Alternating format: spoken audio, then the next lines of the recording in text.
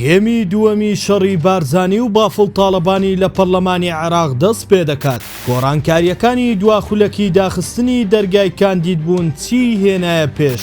ئەمڕۆ یەکێتی دەرگای بەڕووی کاندیدی هاوبەش داخست بە فەرمی نزار ئامێدی بۆ پۆستی سەرۆک کۆمار کاندید کرد. بەمەش دوایین بزماریان لە تابوتی دەستپێشخەریەکەی بارزانی بۆ دیاریکردنی کاندیدێکی هاوبەشدا.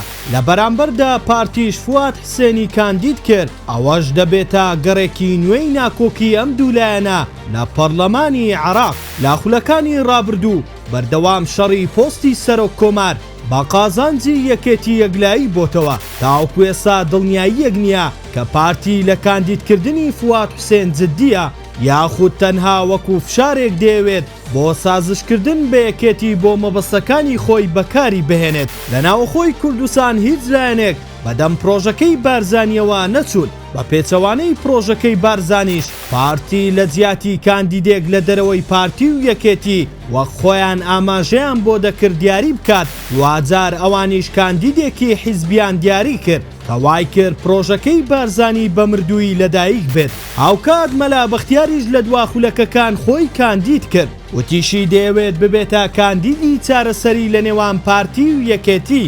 بەشێک لە زانیاریەکان ئاماژە بەوە دەکەن کە ناوبراو لەسەر ڕاستپاردەی پارتی خۆی کاندید کردبێت. پارتی بیەوێت لە ژێر ناوی کاندیدی یەکێتی داوا بکات هەردوولا لەسەری ڕێک بکەون، بەڵام ئەمە بە ئەگەرێکی دوور دەزاندرێت. تۆ پێت وایە لە نێوان کاندیدی بارزانی و بافڵ تاڵەبانی کامیان کورسی سەرۆک کۆمار دەباتەوە؟